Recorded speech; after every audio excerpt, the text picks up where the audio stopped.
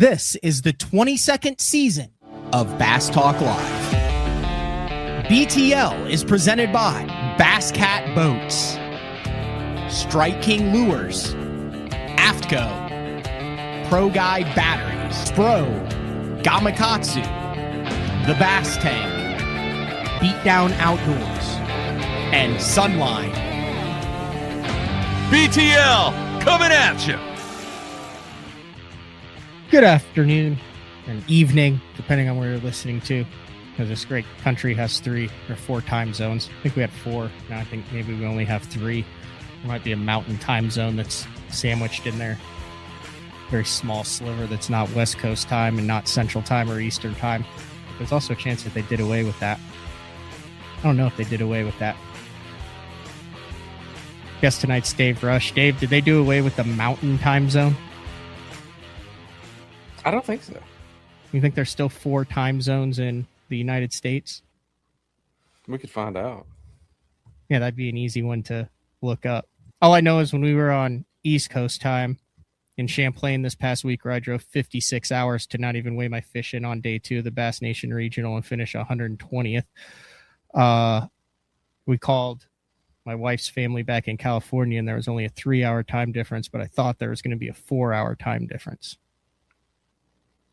Those things are very confusing, but yes, there are 4 time zones In the United States. in the United States. We took off at that Bass Nation Championship at 5:30 in the morning. First boat launched at 5, took off at 5:30. We were in the water at 4:30 because I was boat 5 on the first day.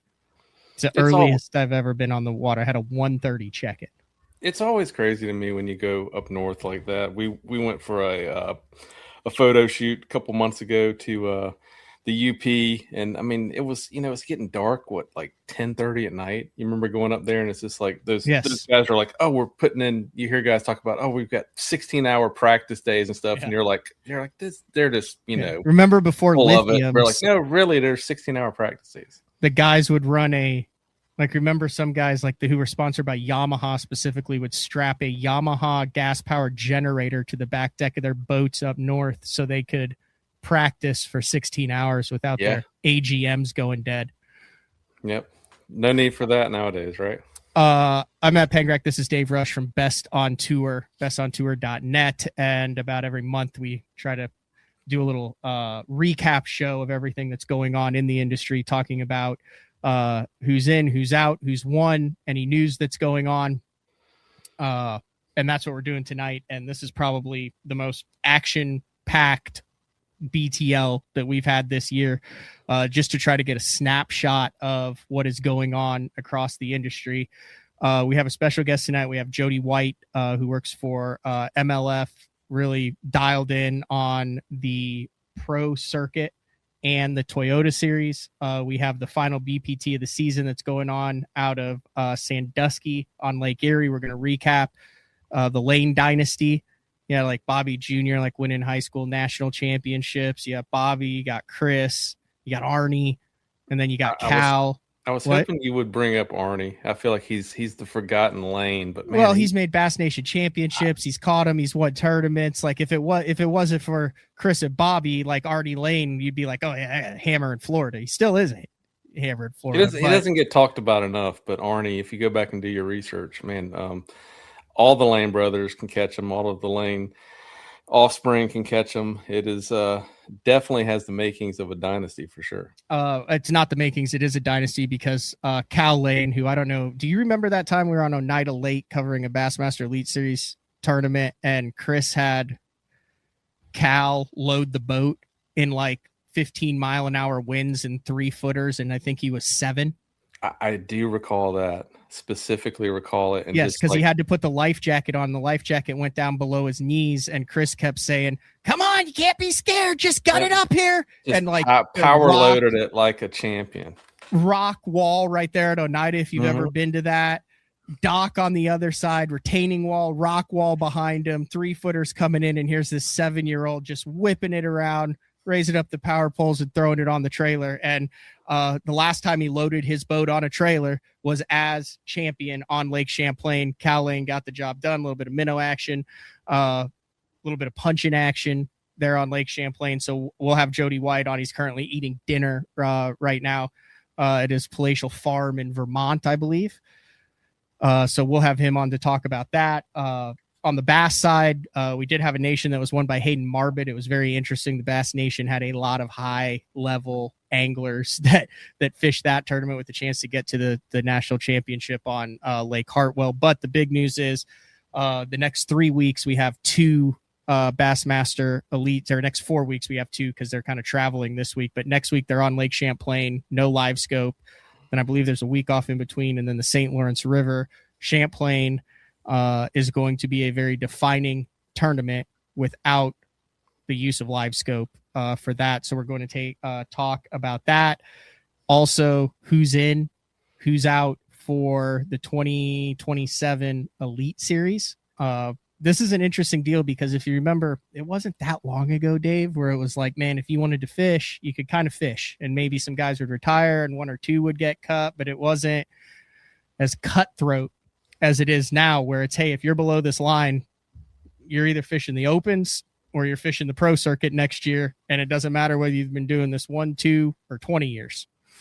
There's been a lot of growing pains with that too, Matt, over the years. That's a great point you bring up. There was a time where it was very difficult to get cut from the Elite Series, if you recall.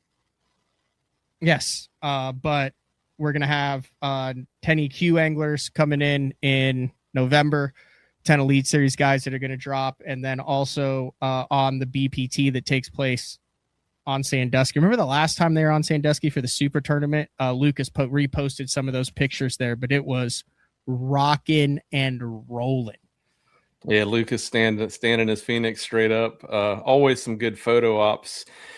A little bit different this time. BPT obviously enacts a trailering policy, which makes sense specifically in an event like that. But that presents its own issues, right? It's not like you can just trailer around to the other side of the lake. Not a lot of bridges that go over the Great Lakes. So yeah, so we'll talk about that, and then also.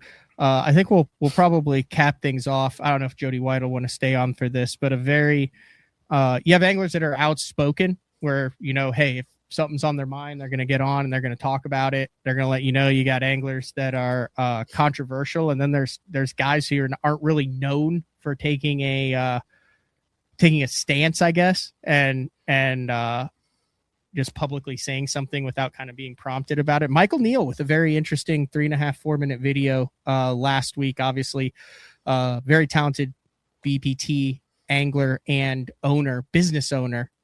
Is it fair to say, Dave, that Michael Neal has a very underrated business mind?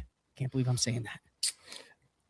I mean, from my perspective, not underrated. I think to the general public, a lot of people aren't aware that Michael Neal is the proprietor of Real Deal Tackle in Dayton, Tennessee. And man, if you've ever been to Chickamauga, it was on the shores there at Lake Chickamauga. Dayton Boat Dock was his business for a long time. Recently has a new location of Real Deal Tackle there in Dayton. But yeah, I would say Michael is a very, very smart businessman. And like you said, doesn't say much when it comes to a lot of topics, kind of keeps to himself, keeps his nose to the grindstone and does his talking with the rod and reel. But this was a little business talk, so we'll get into that as well. Yeah, if you actually go to the Real Deal Tackle website right now, this is a little preview of what is to come. But that's what greets you when you get there. And he went it really in depth on some things I don't think a lot of people are thinking about when it comes to the tackle industry, specifically the chaos that we've seen with the urchin style baits. I think that's a great description. Chaos. All right. Let's get things started with the Elite Series, and then we'll bring Jody White in, and then we'll circle back. We'll talk about MLF. We'll throw a little, I didn't even mention the Toyota series that was out of Messina also, where they were limited to Messina to the lock. So it was like a 15-20 mile stretch of river. I don't know if they're planning on doing that before the NPFL, which was 2 weeks ago. We can still maybe talk a little bit about that, where there was quite a debacle that may have huge implications in championship and Angler of the Year qualifications on that. A lot of guys in the first 3 flights on the first day of that tournament got locked out. But let's talk about the Elite Series. Trey McKinney has been in this position before. He finds himself in the position again going into the last 2 events, leading the Angler of the Year with a talented Canadian on waters that he's familiar with chasing him. He's led it. He's dropped down. He's back to leading it again. Is this the year that Trey McKinney, I don't even want to say finally because he's still so young, but with his past, is this the year that Trey McKinney puts an Angler of the Year under his belt and really puts kind of the first notch in what is uncontroversial statement here, saying a future Hall of Fame career? Well, we've got 2 tournaments left to find out, Matt. It's hard to say, but you really wouldn't want Corey Johnson to be the guy that's tracking you down on those 2 fisheries with his track record and the fact that let's face it, Corey's an intimidating guy. Not saying that Trey is intimidated by Corey, but we have seen in the past where guys that can use that to their advantage to get in people's head have done so. I mean, you've seen Jason Christie do it. You've seen Greg Hackney do it. I mean, we've seen a lot of gamesmanship, a lot of the mental game come into play. I think Trey is very strong angler mentally. He doesn't seem to get flustered or shaken up a lot by any situation. But, I mean, it's only, a 16-point lead right now? It is right now, and this is the other thing that I wanted to get your take on. We're saying it's the end of the year, but it's really a quarter of the season that's still left. There's 2 events left, and the points obviously don't shift as much in the final 2 as they do in the first 2, but a point is a point. And the point still has the value, whether it's the first or the last. And if you look at Corey here with 538 and Bob Downey with 504, I mean, you're talking about a 35-point difference in the top 7 with a no-scope event and the St. Lawrence River with less long runs due to the fact that they're taking out of Clayton this time, but still you're dealing with a river and a Great Lake there. How many guys are really in contention for the Angler of the Year? Still, it seems like this year more so than in past years. You've got a Drew Cook, a Cole Sands, a John Garrett, a Brandon Cobb, a Bob Downey. I mean, even throw in a Jay Shakura and a Caleb Welcher with 485 points who have a legit shot at making a run at the Angler of the Year title this year. Great point. I believe we certainly are focused on Trey and Corey, but there are some guys in the mix. I mean, Drew's only 1 point behind Corey. Mm-hmm. He's had an outstanding season. The numbers definitely tell the story. Trey's leading, but Trey has had a hiccup in a non-forward facing sonar event. I mean, Trey did not do well at Santee Cooper. That was a traditional fishing tournament without forward facing sonar. That's something that he has definitely overcome. The numbers tell the story. Like I said, I mean, he's had a great season. He's had good tournaments that did not involve using forward-facing sonar, but you wonder if that doesn't creep into his head a little bit. But I can assure you there's nobody out there that's worked as hard as Trey McKinney, put in the time, effort. I would not be surprised if he was up there before off limits, putting in work on Champlain. But as we well know, a lot of action on Champlain recently, and weather can play a massive factor at Lake Champlain and can change your game plan in a hurry. Yeah, absolutely. The last time they were up there in 2024, Trey finished 42nd, and that was with live scope, and that was on Lake Champlain. But he also almost hit 100 pounds on Lake St. Clair with the smallmouth. So I don't think it's outlandish to say that I think your Angler of the Year is going to top 10 both of the final 2 Elite Series events. I think with that field, those guys in the top 10 and what the point distribution is, I think in order to get it done, you're going to have 2 top 10s, no scope on Champlain, and then scope on the St. Lawrence River. Is there any way that you do it without 2 top 10s? I don't think there is. I don't think so. And I'm looking back here while we're talking. I mean, when's the last time Corey Johnson didn't top 10 at the St. Lawrence River? I mean, where he didn't break down? Yeah. I mean, he won in 2025. He won in 2024. Mm-hmm. I mean, the guys. You look at that list: McKinney, Corey, Drew, Cole, John, Brandon Cobb, Bob Dowdy, Shakuret, Welcher. Hell of a year for Caleb Hudson too in 10th. Second in 2022. Like I said, I mean it that's not the guy you want breathing down your neck. I mean, the pressure could. I mean, in all honesty, the pressure could not be higher on Trey McKinney. He's had it. He's been in position to do this for the last 2 seasons. He's in position to do it again. He had his bomb, got it out of the way. We've seen guys have worse tournament finishes than him. Brandon Polinick started the year at Okeechobee during the AOY season in the hundreds and ends up coming back and win it. Trey McKinney, a 90th place finish at Santee Cooper at a tournament. If you talk to Trey, he thought he was really going to do well there and ended up not panning out for him. But man, I mean, he's obviously going to have to perform very well at both events, because I just don't see a scenario where Corey Johnson doesn't do well at Champlain and St. Lawrence River. I totally agree. 2 more names on the Elite Series before we move on that I really want to point out that is almost just as interesting to watch this develop in the final 2 events of the year as it is at the top of the board. That's, you mentioned him, Brandon Polinick, who's currently in 47th. Would be very interesting to see. You know, he's had some moments on Champlain. Some would argue top 5 Elite Series hours on Lake Champlain, as well as on the St. Lawrence River. And this is a guy that I've got circled.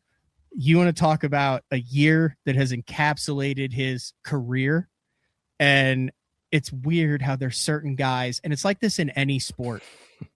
I know where you're going with this. They always find themselves in a position for a heroic moment. Like there's quarterbacks that are like that. There's championship guys that are like that. And and it's always like, if you drew this up in a movie, this wouldn't be very realistic. And that's right above Polinick, which is Mike Iaconelli in 46th right now, with it looking like it'll go 41-42 for the Bassmaster Classic. He is like 15 points out with 2 left. He's from the East Coast. History on Champlain, history on the St. Lawrence, fishing in what he's claiming to be his last Elite Series year.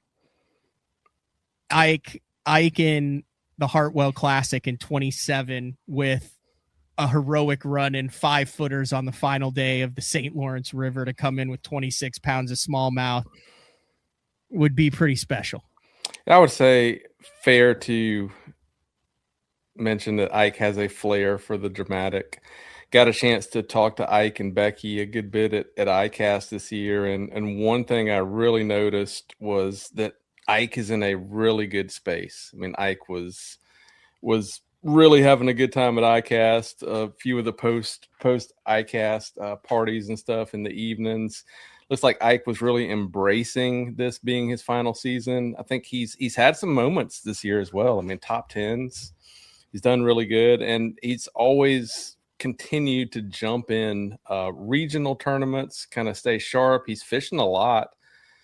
I could see Ike really making a run here and getting into the Classic. I think that would be a great way to bookend his career. He's got some moments at Hartwell too. I mean, you know, some things that they replay a ton on Bassmaster Live, Ike at Lake Hartwell. So that would be a great way to finish it up. I really thought you were going the Carl Jacobson route.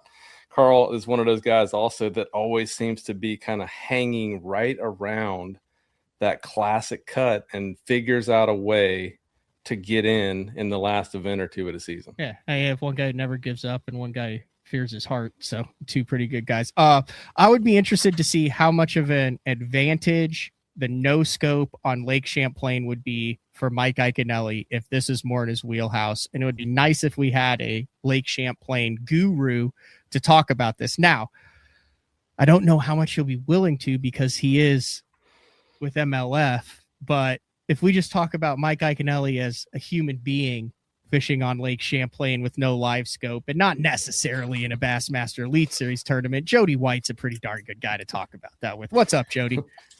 Hey guys, how's it going?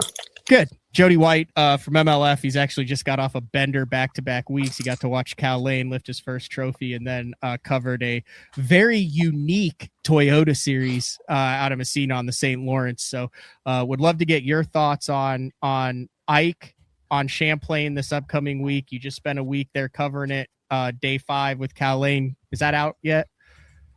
It is. It was either out yesterday or this morning. And okay. It's a pretty good one. I mean, it's fun. We had a good time. We got a lot of bites. Yeah, so you've been out with that. You've been on the lake. No scope screens in any of it, if that is a thing people that like. Definitely helps. So what are your thoughts, Jody? You live in Vermont on one of the nation's top sheep farms. Also, well, it's true, is it not? Sort of, yeah. Maybe not by like sheer quantity, but I think we've got quality. It's a quality farm, absolutely. I hear. Yeah. And does Ike have a huge advantage here with the guys with the scopes turned off on Champlain next week? I don't know about huge advantage, but I do think it's in his wheelhouse. You know, I think that we've seen Ike struggle a little bit when he has to fish a really scope-heavy tournament, and I think that guys like, you know, Mike Iaconelli, Brian Schmidt, like, I think those guys are probably licking their chops, and they probably should be. Because there, as you saw, even just from the Pro Circuit to that Bass Nation event, there's a big difference in like what Champlain is capable of. I noticed. Plays in Champlain when you have 3 hours of scope versus a full day of scope. And those smallmouth that guys are catching that are, you know, 30, you know, they're huge, right? Like not 30-pound bags of smallmouth, but what Hayden had the last day, like 24. Like, you're not catching those fish no scope. It's just they're not in a targetable position without it. And so a lot of largemouth are going to get caught in that Elite Series tournament. And I'm really curious to see like what the weights are going to be, because multi-day largemouth tournaments with 100 boats, like there's only so much shallow cover. There's maybe only so many fish to go around, maybe not. Maybe the whole lake will play. Like, we don't exactly know because we haven't really seen one of these in a long time. And like, I'm jazzed, and I think that Ike is gonna do really good, or he could do really good, because I think the smallmouth are going to be a much smaller factor than we've seen historically or recently on Champlain. Very interesting. So there's the setup of it. My thoughts after just having fished there for a week are my results don't show that it sucked, but in practice you could do 18 to 19 and a half of smallmouth. I've never seen fish so aggressive in my entire life in 3 to 5 foot of water on a koi key.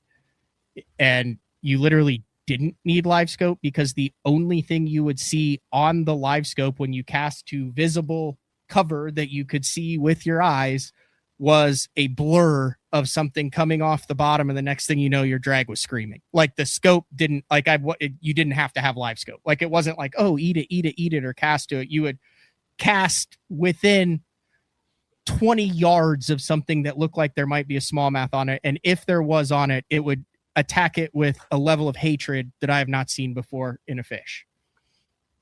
Yeah, I think that the shallow smallmouth, you know, no scope or like very light scope, is kind of it's the X factor in the tournament, because I think the largemouth stuff, like we understand, or we have a pretty good idea of what can happen there. And the shallow or like real target oriented smallmouth, they didn't play that big in the pro circuit. Like there were some guys who got checks or almost got checks catching mostly smallmouth, no scope. Will Harkins did really good catching no scope smallmouth. Miles Berghoff caught some no scope smallmouth. Like there was definitely, they were there to be had, but as it gets later in the year, like I wonder if that's less of a factor. I'm not sure. Like I guess we'll find out. But you know, Champlain isn't a lake that's famous for like always having a shallow smallmouth bite, like the St. Lawrence, like Ontario, where like people catch 30-pound bags of shallow smallmouth, you know, year round basically. still wonder if like a lot of those fish are coming off of being like a little bit post-spawn, a little bit shallow, and if that'll go away as we get later in the year. That's a great point, because all the ones I caught up shallow, huge frames on them, 340s to 370s. The ones that were scope fish, much more likely to get a blimp. Yeah, but I do think like if you could catch a bunch of high 3-pound smallmouth shallow, you would stand a chance to do really good in that tournament. Because I don't think it's a tournament where everyone's coming in with 20 pounds like you saw in that Bass Nation event, which was, most people, many people. We'll get back to that, like but talk about that. Hayden Marbut won the Bass Nation. He had 24 plus on the last day. You know Hayden fairly well. I mean, the guy's, that's not a surprise. Yeah, no, not at all. Actually, do you want to know a fun fact? That's what this show's all about, Jody. Yeah, you do. So I hope this should have been publicized. If it has not, so there's a lot of notable tournaments on Champlain, but last year Tucker Smith won the Toyota Series on Champlain. It was a 2-day event. The last day got canceled. Tucker won. Cal Lane won the Pro Circuit. Hayden Marbut just won the Bass Nation. They all live on the same street in Grant, Alabama. Tucker and Hayden are roommates, and they all won it from like different parts of the lake, like doing sort of different things. Like, you want to move to Grant, Alabama if you want to win a tournament on Champlain right now. It's the craziest thing ever. Like, as soon as I saw that Hayden won, I was like, and I was texting with Cal, I was like, holy crap, is this like real? And I was like looking up the streets. I'm like, yeah, that's there. Like, they can walk to each other's houses. It's incredible. Sorry, I got fired up about Champlain. No. On that, Dave, were you able to wrangle up a giveaway for tonight? I was. You want me to go grab it? Can we split those into two, or do they Let me have see to what I got? Do they have to be a package deal? Well, let me because go I see. would like to celebrate that bizarre stat by rewarding one of the listeners who's in the comment section who didn't make a comment looking for a giveaway, but they're going to get one just because that stat fired me up. Give me a second. We'll take a quick break, and when we come back, we'll do a giveaway, and then we'll transition that. I know Dave has been on the Banks Shaw bandwagon, has some crazy stats that you have to go back for 2 years. That, like, when you do these stats, you have to look at them because you think you clicked on the same year twice, but you did not. Jody, you're kind of an expert in this too, so we'll get into that. But Dave's going to go get some stuff potentially for a giveaway. We'll do a giveaway, then we'll transition from the Elite Series over into MLF, where you have a lot of things going on over at MLF right now at all the different levels. So it is a BTL at night with Dave Rush from bestontour.net, weekly newsletter. Sign up for free, bestontour.net. Jody White from Major League Fishing. You can see all of his work on the MLF YouTube channel and over at majorleaguefishing.com as well. And we'll be back in 2 minutes and 49 seconds. The new Puma STS has been redesigned from the ground up. With the angler, design, function, and performance in mind, nothing on this new offering was compromised, and the only thing carried over from the previous version is the name. Based on the Soft Touch series hull that started with the flagship Jaguar, this new model is nimble and performs incredibly well at all speeds with either a 250 or 300 horsepower engine. Featuring a new 96-inch wide-body footprint, this hull measures out at 20 foot 7 inches in length. Industry-leading design coupled with tournament-winning performance. The Puma STS from Basscat. Feel the rush.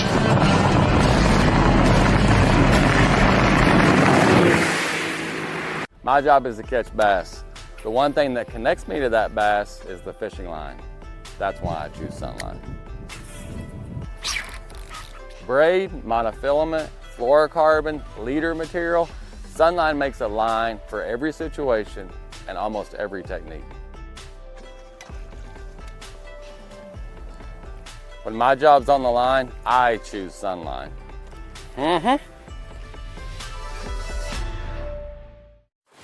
When I'm in a tournament, conditions are constantly changing and every second matters.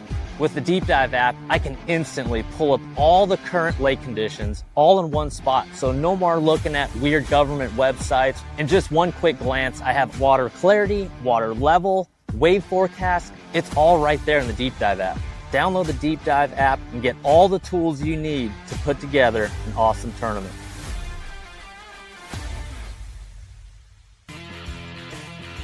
All right, welcome back. BTL Special Edition Tuesday night. Jody White, MLF, Dave Rush, Best on Tour. Jody White hit us with a stat. What was the stat? The last, 3 Champlain winners across 2 different leagues and 3 different levels of tournaments all live within sight of each other on the same street in Grant, Alabama. Yep. Yeah, that's kind of weird. It's really weird. I mean, 2 of them live in the same house. And it's not like one of them figured it out and then told his other buddies, because the way they were won, you said, are completely different times of the year, different areas, different stuff. Yeah.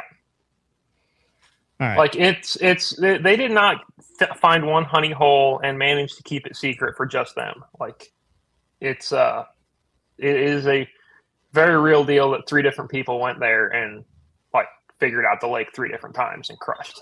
Do you feel like there's any things that tie that together, Jody? Like similarities of fishing styles for those guys or lakes around Grant that I know not necessarily set up exactly like Champlain, but maybe offer some things that make guys strong on a lake like Champlain? I mean, so Grant is, it's right next to Gunnersville, obviously. And so, I mean, maybe you could say that they fish against a really high level of competition. And then Tucker and Hayden, they were team partners. They're both really, really good minnow fishermen. They're very good, scopers. I am sure that they approach lakes similarly a lot of time. And Cal, he might have won it just on scope, honestly, or come pretty close. He had a really good smallmouth zone. And he found his largemouth basically because it was so windy, and it was one of the only places to fish, and he was stubborn, and it looked good, and he likes to punch. So I don't know, other than them not being very old, I don't really have a similarity, thing that really stretches between them. I think one thing I noticed, Matt, was a sub-story for me, which stood out just because of proximity, but a lot of Lake Lanier and Clarks Hill guys finished very high in that tournament as well. Yeah, I was talking Dan Cavalli. You know where the championship second. is. Yeah, Dan finished second. Makes sense of how many guys that were there trying to be at Hartwell. And I asked Dan if he'd ever been there to Hartwell, and he said no. And I said, "You'll like it." You want to do a giveaway, Dave? Yeah. All right. What do we got? You do it. All right. So we've got 2 accessories from Beatdown Outdoors. We have a transom saver. The new transom saver. Universal fit. So that's whether you've got a Merc or a Yamaha. Yes. And then we have... I think it works for Suzuki's too. Oh. Yep. I think Rob might have one. Okay. We have the transom saver and steering clips combo. I like it. So if I select your random comment from the first part of the show and land on it, send an email to matt@basszone.com. I will forward that on to the crew over at Best on Tour, and they will mail that out. Yep. Jody was right. As usual, fits a Honda, Suzuki, and a Tohatsu, if there's any Tohatsu owners out there. Have you ever, dude, you cover a lot of regional stuff, the Toyotas and all that. Have you ever just been shooting a photo gallery at Blast Off and someone just rolls dirty through in a Tohatsu? I don't think I have. I've seen Hondas. I've seen Skeeters with Mercs. I've seen Suzukis. I've seen a pretty wide gamut. There's still Evinrudes out there. I don't know that I've ever seen a bass boat with a Tohatsu. I wonder what horsepower they make them up to.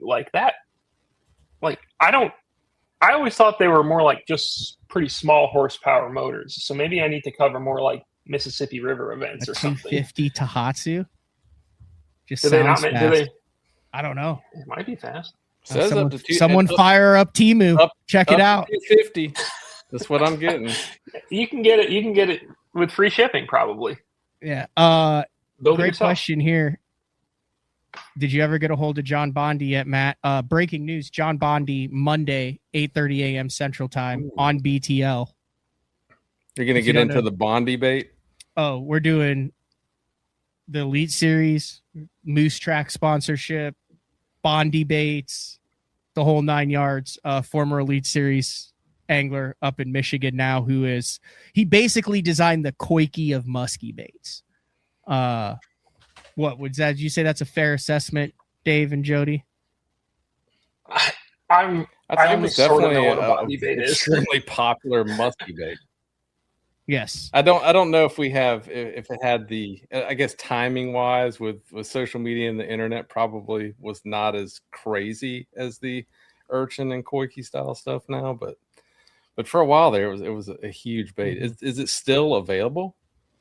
Oh yeah. He makes a ton of them. He also does a ton of walleye stuff. All right, let's go with the motor. What are the motor clips that keep your engine from wobbling?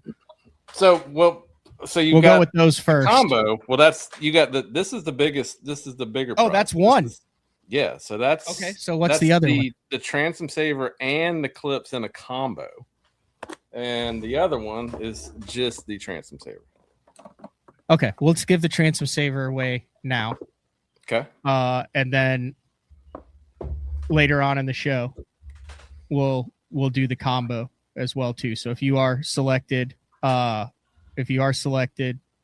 just email matt@basszone.com and also info@basszone.com. That's how we keep track of the prize winners. That will get forwarded to Best on Tour. They will be in contact with you and you save it. This is not a cheap giveaway. This is a couple $100, isn't it, Dave?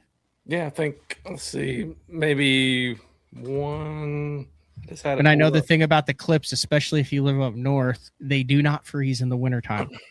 No, they're actually really nice. I mean, they're you know how you bust your knuckles a ton on this other style. These are more like kind of, the little hair clip type deals, spring-loaded deals. Super nice. And so I have been scrolling the comments over here. $149.99 for the saver and steering clip combo, and it's $129.99 for just a transom saver. So yeah, some nice prizes provided by Beatdown tonight. All right, I'm gonna look at the camera. I'm scrolling through all the comments from the beginning of the show, just going up and down. And Jody White, sometime in the next 5 seconds, just say stop. It is on David Royal -Y90. You won the transom saver from Beatdown Outdoors. There it is right there. Congratulations. Email me with your contact info, your mailing address, your name, like where to mail it to. I'll forward that on to the team over at Best on Tour. I keep saying that because I'm repeating that I am not mailing this out, which means you will get this product soon. Well, wait a second. Courtney, I thought Courtney's handled all of these shipping problems. We've been mailing out a bunch of stuff. All right, let's get back to it. This is some crazy stuff, Dave. You and I have talked before. Have you? And then we'll bring Jody White in, who will blow our minds with some actual stats. Have you ever, in your time covering this over the last 15 years, seen anything like what Bank Shaw is doing over on MLF at all levels right now? You want to think that when we were lucky enough to experience the Kevin run and the Skeet run, that it was similar, but I think if you took the stats and looked at it, it's probably not. Those guys were very good. They had their runs, but over the past 2 years, what Banks has done is just phenomenal. I mean, back-to-back AOYs, and the amount of money he's winning is, I think, what sets it apart. He just won the Angler of the Year on the Pro Circuit for the second year in a row. It was the Invitationals last year in 2025. He had a historic run. He had a historic run this year. Jody, you go to all those events. You cover all those events. I know when we were covering the Elite Series, when Kevin was on his Angler of the Year run, there were very few guys that would say it, but they knew they were fishing for second place in the Angler of the Year. Do you get that vibe covering the Pro Circuit that guys are like there's Banks, and then there's everybody else? The number of guys who are like, well, I hope I can stay close to Banks this week, or like, yeah, Banks will win. It's like, if I covered the BPT and I was there at every single BPT event, maybe you would get that vibe with like Wheeler, especially, maybe before this year. But like, I've never seen anything like it. It is the number of folks who are just convinced that Banks is going to catch him, and that, of course, he does catch him. It's incredible. And like, even Banks, like, he'll say, well, I'm going to try to be steady and find some community holes and not really do anything special. I just need to get a top 10, and I usually, like, he won't say I usually get a top 10, but essentially that'll be what it boils down to. And you'll be like, well, sure, but, top 10s are hard. You've never been to Champlain before. Like, maybe you won't find them. Nope. He had the top 10 in like first 20 minutes every morning. It's like, it's unbelievable, dude. You've watched him fish on the water. Like, you've covered him. You've done coverage of him.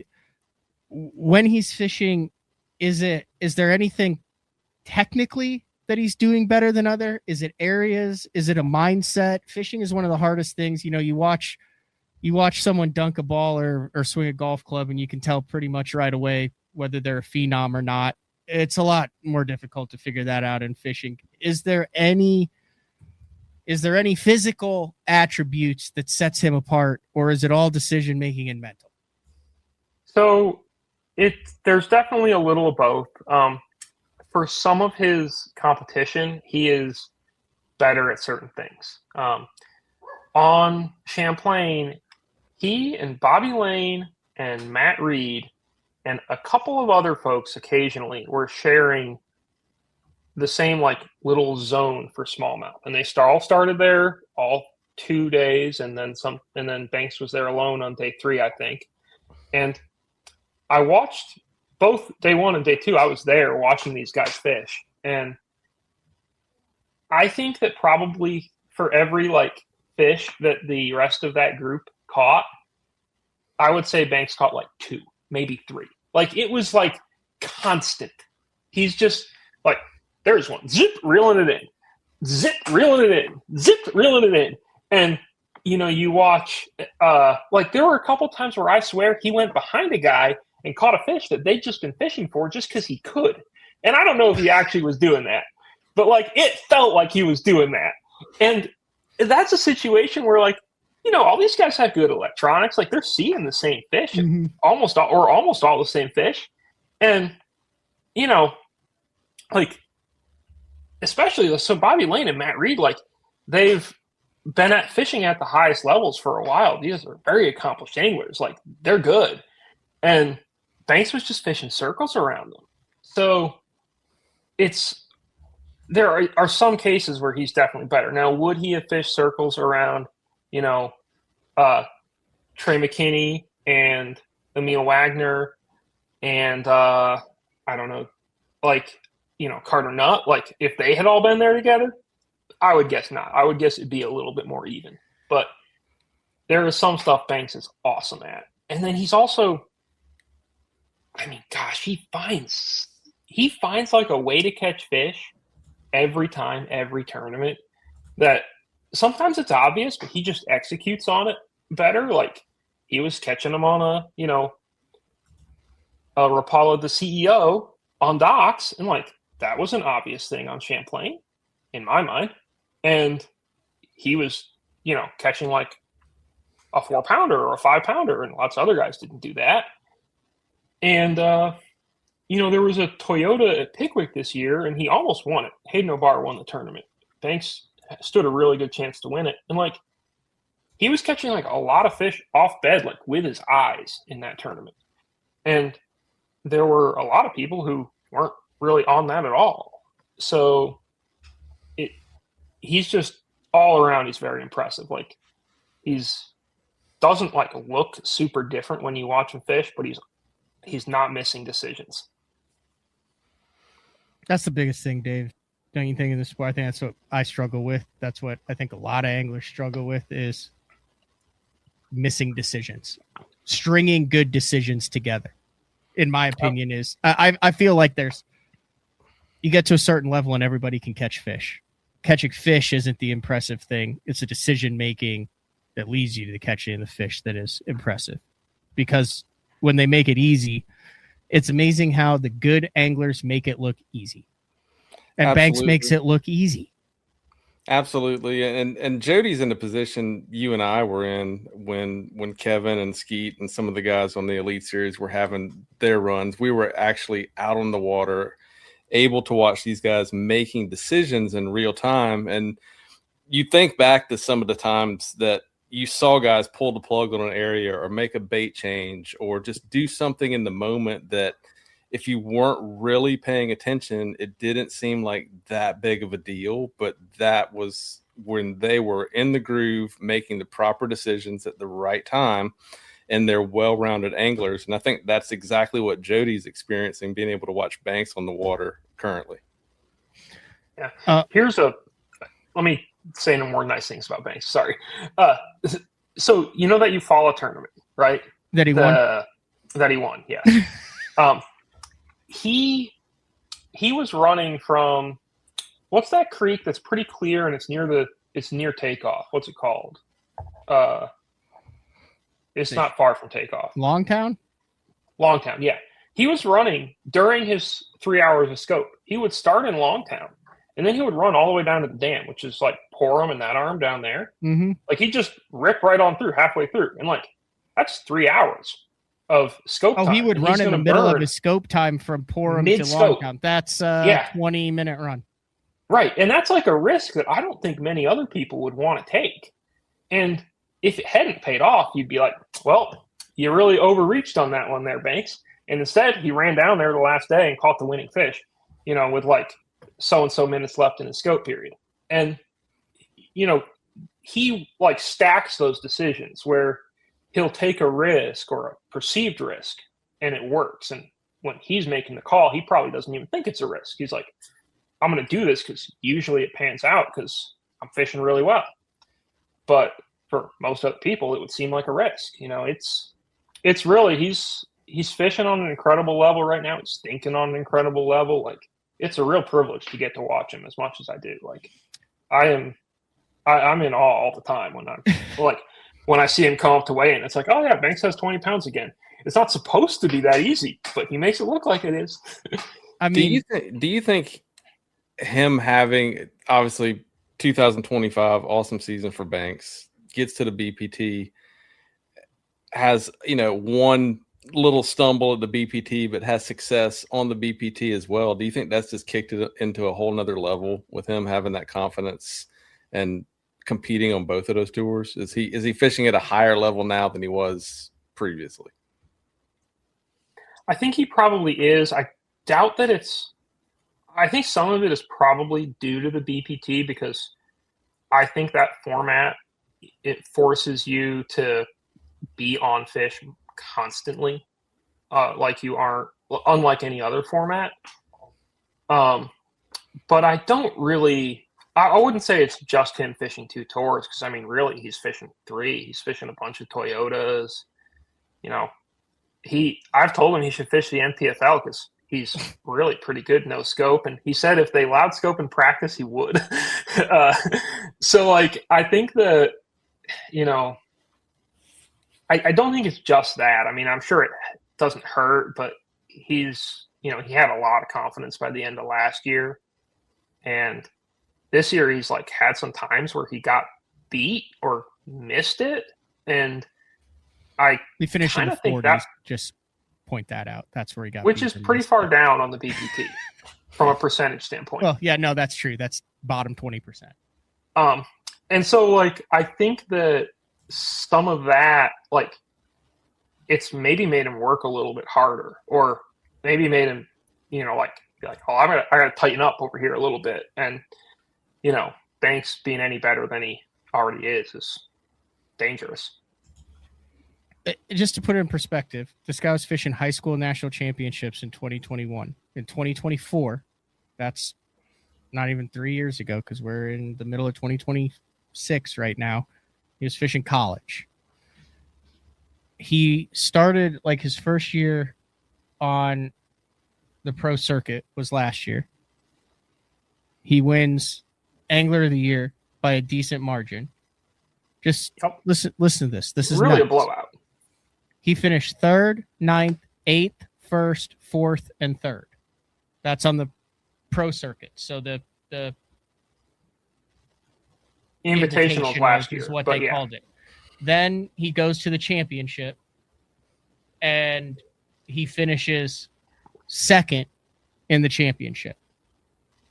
Then he gets bumped up to the BPT this year.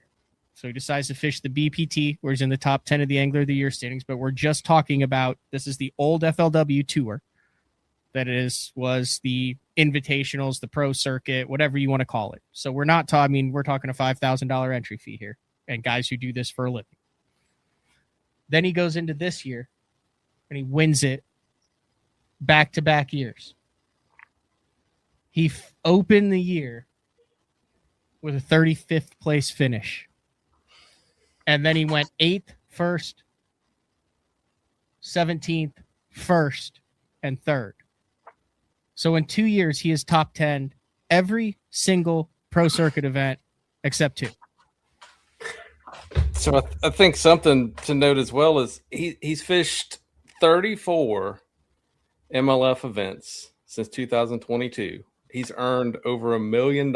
He's averaging over $29,000 an event.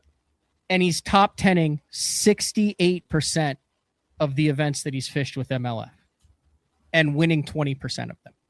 Over 20% of the entries. He has 58 MLF events and has won 11 of them. And to Jody's point too, across varying formats, right? Because the formats have been different on the Tackle Warehouse Pro Circuit, Toyota Series, BPT, BFLs, whatever you want to throw in that he's competed in, just on the MLF side. And we're not even talking about other things he's fished, but the almost $30,000 every time he drops the boat in for an MLF event. That's just crazy impressive. Yeah. And very often with a live camera in the boat, with a lot of coverage, and a lot of other good fishermen he's fishing against. I don't know that the Pro Circuit field is necessarily as deep as some other fields, but it's not got a bunch of slouches in it. The top 30 guys in that field they're gonna get you pretty much every time out if you slip up. It's tough what he's doing. It's incredible. If you look at it, right now, look at Jacob Wheeler. I don't think anyone would argue that right now on the MLF side, he's the guy holding the torch. He has 126 total MLF events with 74 top 10s. And this is across 2. We're talking, this includes the All-American win. This includes Toyotas. This includes 50 angler. It includes actually way more smaller field events, because he's been on the BPT with 80 guys since 2019. Yeah. Banks has been fishing 130, anywhere from 90 to 180 boat events. Jacob Wheeler is top 10, 60% of his events. Banks Shaw's top 10ing 68%. And you have to remember, almost half of those events for Wheeler are 80 boats or less. Well, and if you want to just look at money, so Banks, we've got him listed for $1 million right now, which is essentially 2 or 3 years of fishing, 2.5 years, basically. And Wheeler's earned $4 million with us since I think 2010 was when he fished his first event or something like that. And he had some breaks in between there, but it's pretty mind-boggling. I would need to check, but I'm 90% sure that if he's not right now, by the end of the year, Banks will be the youngest millionaire for us. Drew was the youngest millionaire last year after he finished 2nd at the Toyota Series Championship, and I'm pretty sure Banks just got him.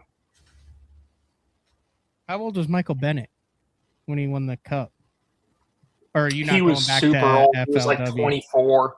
Oh, yeah. I forgot about or something that. like that. I wrote an article about this. I'll find it. One of the other reasons I wanted to get you on is we have a bit of drama. So this week there's going to be 5. There's going to be some veterans who are on the BPT who are not on the BPT after this week out of Sandusky. And we know who's going to be on the BPT next year, assuming that they accept the invitations, but we do not know yet who is going to be off. But I guess if there was a downside to Cal Lane's week this past week, is that from your calculations, from what MLF did, he missed the BPT spot by 1 spot. And one of the reasons I wanted to have you on was to make sure we understand the 5 guys who punched their ticket to the BPT next year. Yeah. So the 5 guys who made it were Ryan Lockney, Connor Jacob, Carter Nutt, Brody Campbell, and then Will Harkins.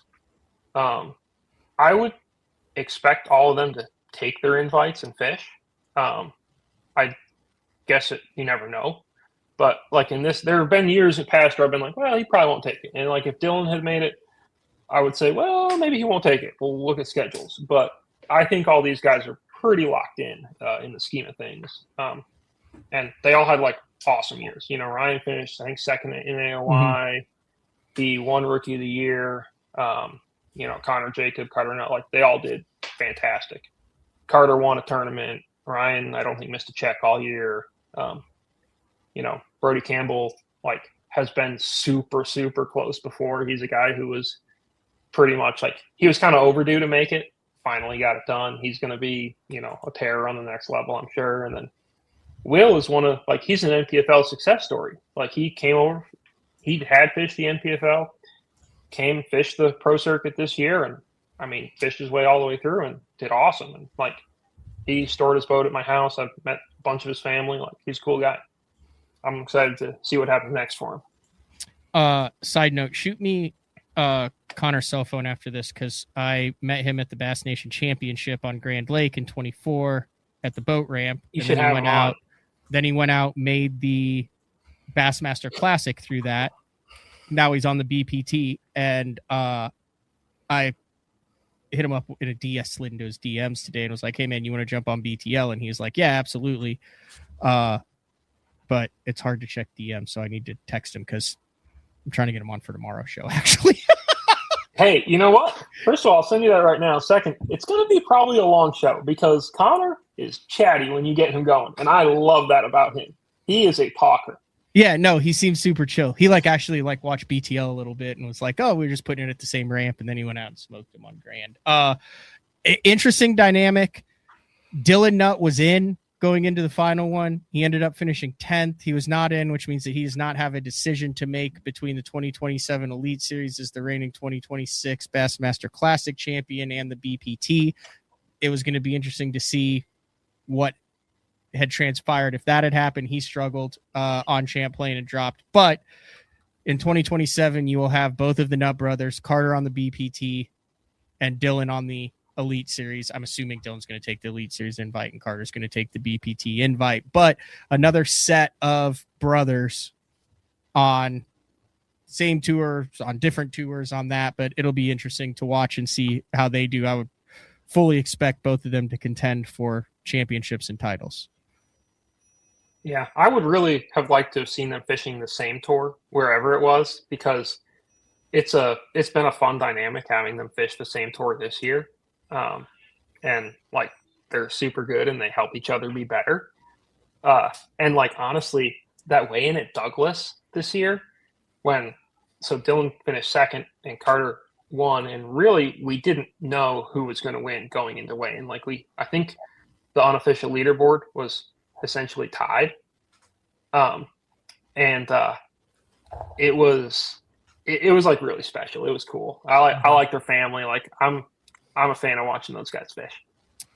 You talk about families, Dave, this week on the big pond up at Sandusky for the BPT, there will be a family that will not be fishing together at the top level after this. You obviously have Alton Jones Jr. on the BPT. Alton Jones, Bassmaster Classic champ, legendary angler, over $1 million in winnings, has announced this is his last year. one of the most iconic. I mean, you think of the Browers, you think of the Martins, you think of some of the other father-son duos, but you'd have to put, I think, the Joneses over the last decade right up there as the most iconic father-son duos to fish on the same tour with and against each other. I think you'd have to. You go back, you look at Alton's career. It's been a relatively quiet retirement kind of season for Alton as far as performance, and he has not made like a huge deal out of it. He's made a few social media posts, and of course the announcement that he is retiring. But just take your time, go back and look at Alton Jones's career stats on both Bassmaster and on the MLF side. I mean, a storied career and deserves all the accolades that he has. Very hardworking guy. One of my best classic memories being from South Carolina was Alton winning that classic on Lake Hartwell, and how he did it, kind of unlocking that deep jig bite. And, one of the best sight fishermen to ever do it as well, Matt. Yeah. When you do a live show 250 times a year, you start naming people. There's a little thing inside your head that goes, stop naming people, because you're always going to leave out some people there. But yes, the Hibdens also on that. Your thoughts on anything on Sandusky? I just mentioned it there, Jody, before we go to probably the most interesting Toyota that I can ever remember in history. Do you want to talk like any qualification, like points things there or not? I have an article. It's in draft. It's going to go up tomorrow. Oh, well, if you got some breaking news, yeah, hit us with it. Absolutely. All right. I don't think it's breaking news, but it'll help to give people an idea of what to look for or who to look for when they're looking at the standings and stuff like that.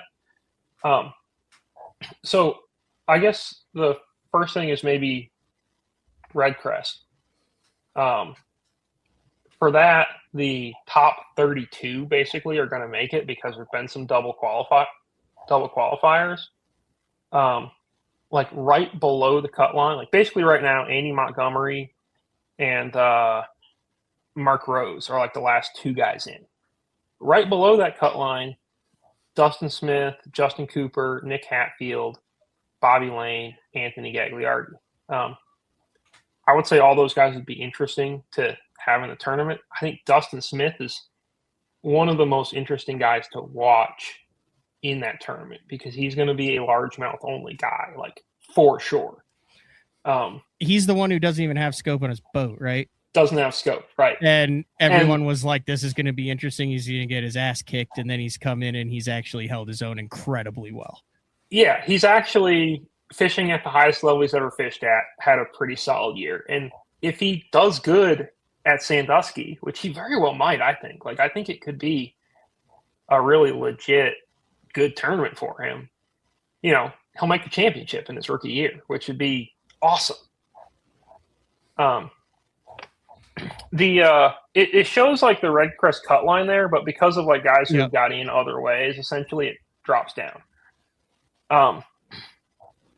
And then the other thing is like there are some guys who are going to get cut from the Bass Pro Tour, right? And we just talked about the guys who are coming up, and so some folks have to, come down. And there's like, we don't put the full numbers out for who is going to get cut or who won't get cut, but why not?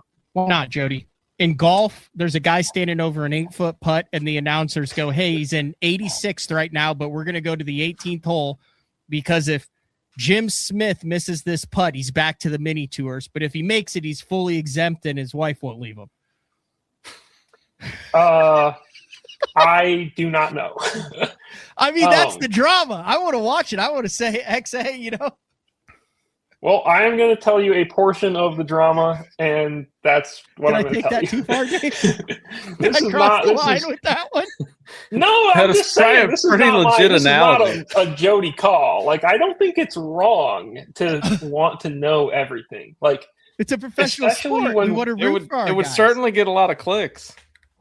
Yeah, like when we're doing AOI stuff and we're talking about the top end, we know everything, right? Like, I can tell you if this guy moves up one spot, he's going to win AOI. Mm-hmm. Or if Banks finishes 14th, he might not win AOI or whatever. Like, I mean, I was fighting for that 54th place in the EQs on the river because I knew with double qualifiers I'd be in. Was I sniffing the top? Absolutely not. Was I full of drama? Oh, you betcha.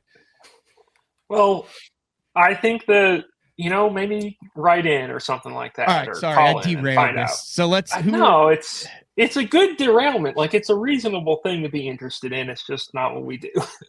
We don't do it because we know these guys individually and because they're not in an arena and they're on the water and you look them in the eye. You don't want to be the guy or the organization that comes out that's like, hey, these are the guys that are in real big trouble. Like, I just.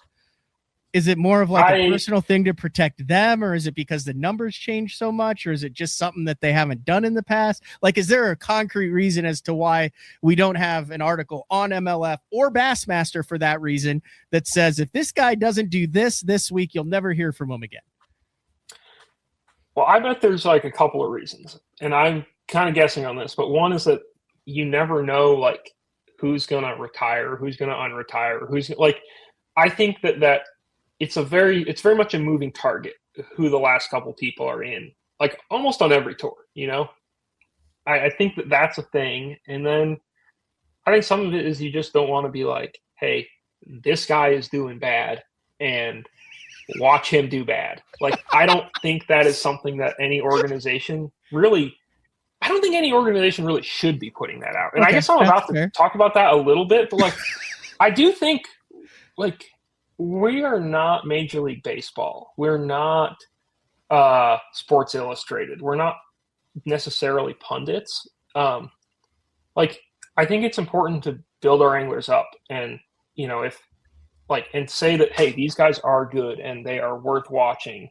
And, like, they're good fishermen, not bad fishermen. And I feel like I don't want to say you should never criticize an angler because I don't think that's true at all.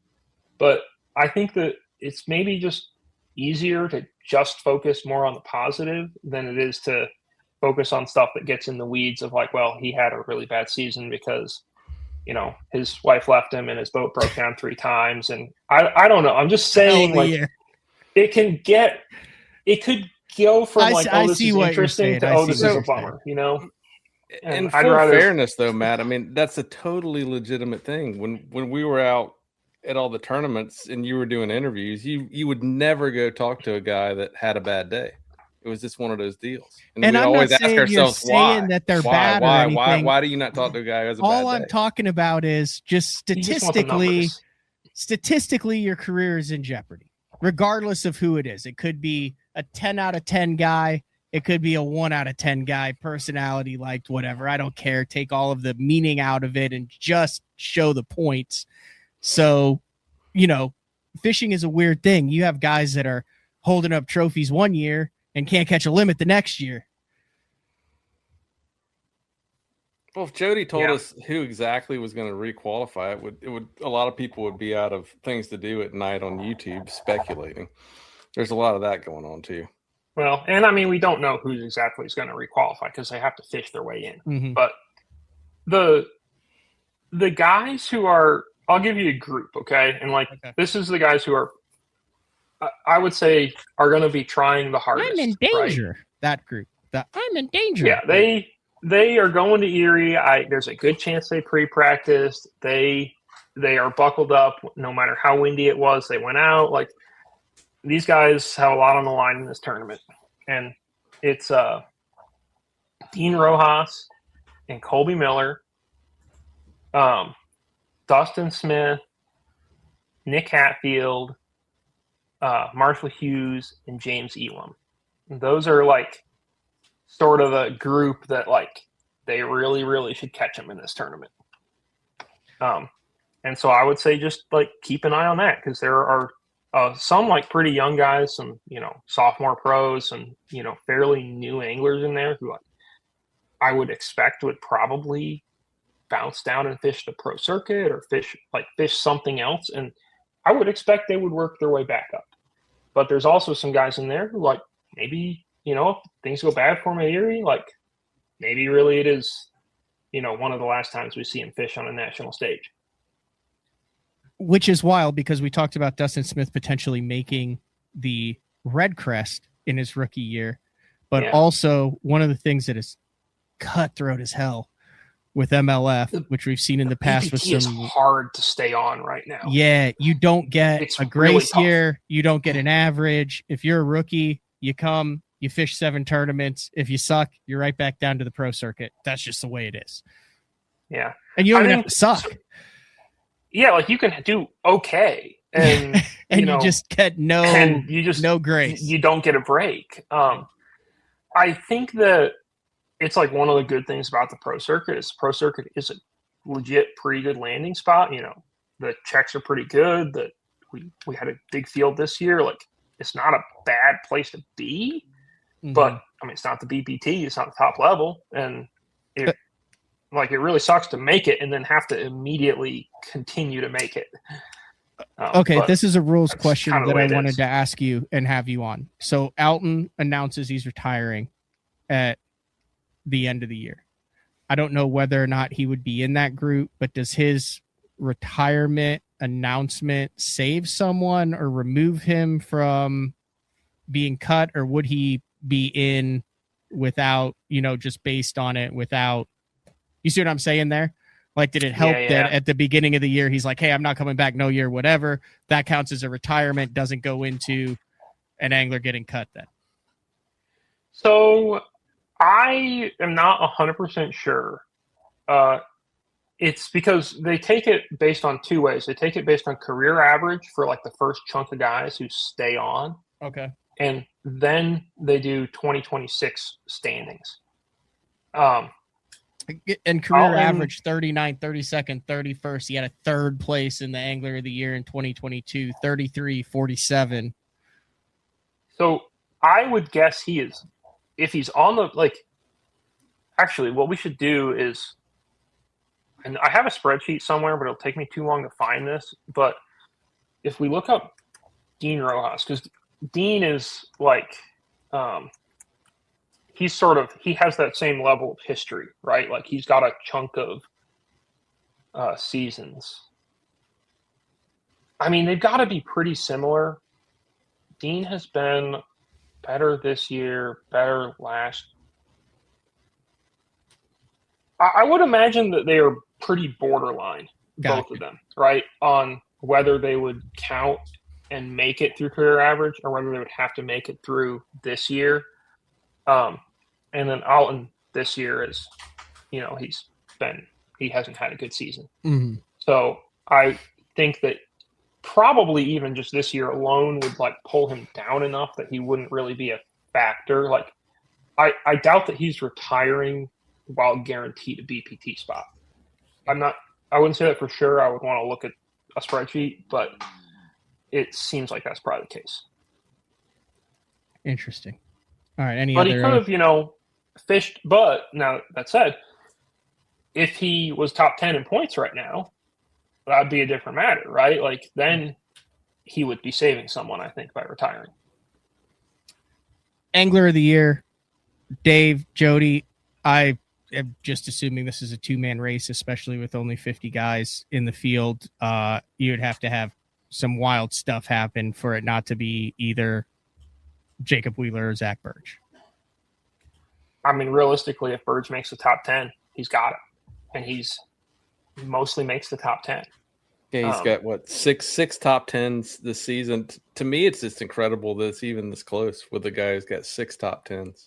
And quite frankly, it's really not close. Because, they get 1 point for each finish?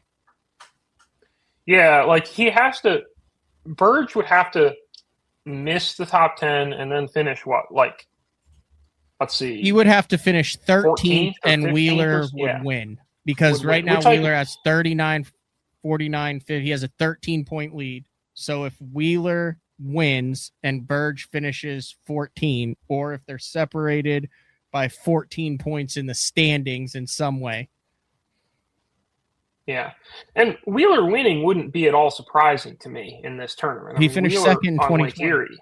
Yeah, and Wheeler spent a ton of time on that part of Erie specifically. It's kind of it's like sneaky home water for him to a degree. He's good out there. I think he'll do really well in the tournament. I also think Burge is going to probably do really well in the tournament, and he, assuming he does well enough that, Wheeler can't pass him. I mean, it's an amazing year. He's like crushed on the MPFL. He's crushed everything he's fished with us. Like, it's been incredible. Wheeler kind of ran into a similar situation a couple years ago when Matt Becker won the Angler of the Year, just caught fire and got it. I mean, you look at since 2021, Wheeler's finished first, second, second, and he's currently second. Statistically likely to finish second again this year, but that's 6 consecutive years of either first or second in the Angler of the Year with either 4 or 5 first place finishes. Strong, man. Yeah. It's a dynasty, whether he decides to fish for saltwater fish the rest of his life or keep winning AOIs, like, we'll see. But I think it's something else to watch, man. Dave, what are your thoughts on the field size with 80 or 60 or 50 or however many it is? When Kevin was kind of doing this on the Elite Series, and you look at his Angler of the Year finishes, he was doing that with anywhere from 90 to 113 anglers. You're basically cutting the field in half. In your opinion, any impact on the single digit number next to him in relationship to field size, or does that not matter? He would still be doing the same thing if you double the field. I think obviously field size plays a factor just with guys sharing water and things of that nature. But I also think what you need to look at, in my opinion, is field strength, right? And you look at the BPT field, and you could argue that it is, if not the strongest field ever assembled, one of the strongest fields. I mean, there's not a weak link typically in the years that Wheeler has been doing it. So I don't think it factors that much. I think guys on that level figure out a way to get it done no matter the field size. So if it was doubled the field, I mean, he's had success when they had larger fields. He's had success in other formats. He's had success in smaller. I mean, it just, whatever it takes, those guys are going to rise to the top, in my opinion. You chatted much with Burge, Jody. I mean, the dude is a man of few words, and you want to talk about a guy who has used the MLF, the FLW, starting in the BFLs at 16 years old in Oklahoma in the Okie division, and worked his way up through, dabbled in a number of other things, but from college all the way up through to now potentially Angler of the Year, really utilized the FLW and now MLF platform for the last 7 years, pretty much exactly how you're supposed to build a championship level angler. Yeah, he's used the whole system. I mean, he won the Toyota Series championship like back in the day, throwing a spinnerbait on wood and the Elk River on Wheeler, like cracking them. That was fun. I mean, when he was fishing more Toyotas, and of course when he was fishing the FLW tour, like you always had to talk to him because he was always catching them, and a lot of times there were Toyotas at Grand Lake, and he would always catch them in those. It seemed like. I don't do a lot of BPT stuff. Like I don't call the BPT guys a lot because Mitchell usually does that. So I haven't, had to talk to him much this year. I could not tell you where he gets the glasses from. I feel like maybe I should know. I think they're like $20 that they get off Temu. I'm not kidding. Maybe I should get a pair. He did like a thing on it where everybody was asking about it, and he said like his wife got him there, and they're just like super chill. Yellow. So they're not. I don't think they're like a big sponsor thing. Yellow glasses all day. Like I can't do it when it's sunny. I've tried. I get headaches. I have never even tried. Dude, he's had a great year. It's been really wild to watch, and he's a guy like he's in his wheelhouse shallow, right? But he can catch them like every which way. Like it wouldn't shock me at all if he's scoping them up at Erie in his 3 hours, or in his period. TikTok, that was wouldn't be mind blowing. Got it off TikTok shock. He's also proof that the nicer truck you have and the louder it is and the more you lift it and the more things you do with it directly correlates to catching more and bigger bass. It seems to be, yeah. I should get to work on my truck. Yeah, no, it's a guarantee. He's All just, right. dude, he has always had souped up trucks, and like he has. I don't know how he has time to take care of all his stuff to that degree. Like, if you're around his boat in the parking lot in the morning, or his truck in the morning, like, it's like all immaculate. And maybe it's just I live on a dirt road and I can't fight it all the time, but gosh, he keeps his stuff in good shape. It is incredible. He hires Charlie Hartley to wax, wash, and polish. I wonder if he is evening. the off the water guy after a day on like a Charlie Hartley. I wonder if he cleans during He keeps the his event. stuff. I mean, I'm not like buddies with him. I mean, I'm cool with him, but we're not like hanging out in Oklahoma. But he is friends with a lot of guys that I do hang out with, and they say that his things are kept rather clean and organized the majority of the time. I feel like he might be like, so Brian Thrift keeps stuff clean and organized because he might have a mental breakdown if he didn't. Like, he has a robot vacuum for his garage. And I would say that Burge is not probably that level, but it is a little bit similar, that like he has got his stuff all every time Buttoned up, dialed in. Yeah. All right, we could go forever on this because we got three nerds. Ike has one of the dirtiest boats. I don't know about truck. Who does? Ike has one of the, I'm looking at the comments here. Ike is one of the dirtiest boats. Well, I mean, the There's guys haven't even mentioned it. The dirtiest of all time, who I'm working on, Connor Jacob tomorrow, BTL 8:30 confirmed. Lock it in. Also, I don't want to give anyone else any ideas, but I'll say it. Also working on getting Jeff Creed off the pontoon boat and back to talking about bass fishing. But for those who haven't been around for the last 6-7 years since Jeff Creed now runs a pontoon boat, Crab Island Empire, I don't even know how to describe his tackle, truck, and boat situation for the duration of his career. Or garage. Were you ever around Jeff Creed, Jody? No. Let's just say this. If you were ever around Jeff Creed, you very rarely saw the material that the floor was made out of, regardless of whether you were in a vessel, a vehicle, or a room. I feel like if you were think I could do that at a media and event, I'm not like a neat freak. I don't think I can pull that off. But it wasn't dirty. It was just stuff. No, I mean, you were literally, if you were at a media event with Jeff Creed and he was your first session in the morning and you were like, hey, I'll just catch a ride with you to the ramp, you probably were better off riding in the boat. Is that fair, Matt? Nice. Yes, that's fair. We got to talk about one more thing and then we'll wrap things up. And I appreciate you jumping on last minute. It's 9:30 in Vermont, where you are, Jody, and you've been on the road for a couple weeks.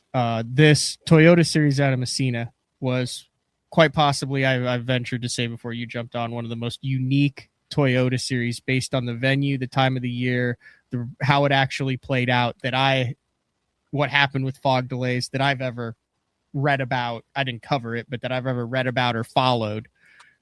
You've covered and done this a bunch. Would you agree that like pretty much every element that could come into play on this supposedly, here's a Toyota Series, here's how they're going to catch them smallmouth fishing, completely flipped the script in this Toyota Series event last week?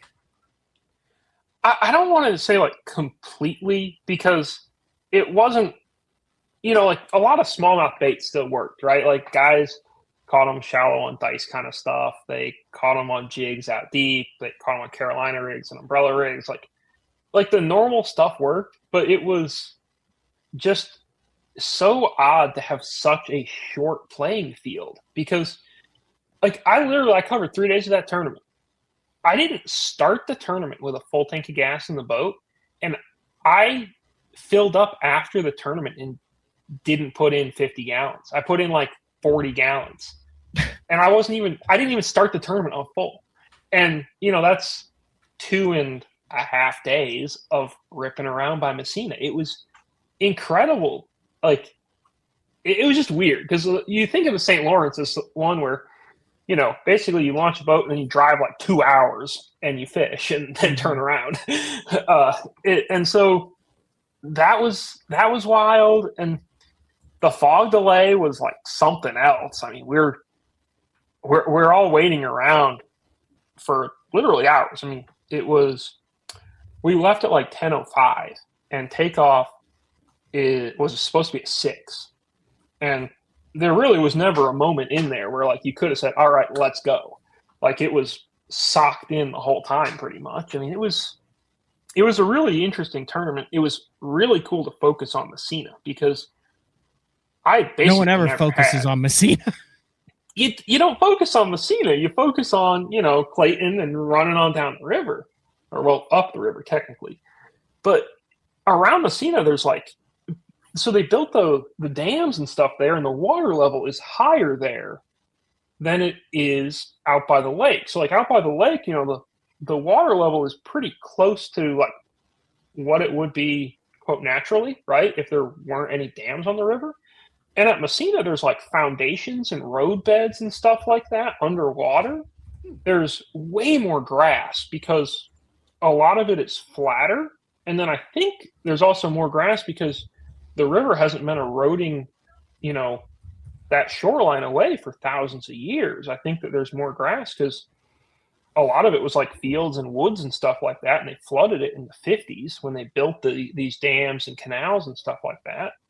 And so it's not just hard bottom everywhere. It's fascinating. Like, I had no idea about any of this stuff. And all of a sudden here I am, like, it's cool. Like, Messina really impressed me in a, like, this is a cool place to have a tournament way. I still don't know that a lot of people are going to be like launching the boat at Messina and staying in Messina, or launching the boat in Waddington and running east. But just because they get really big out by the lake, right?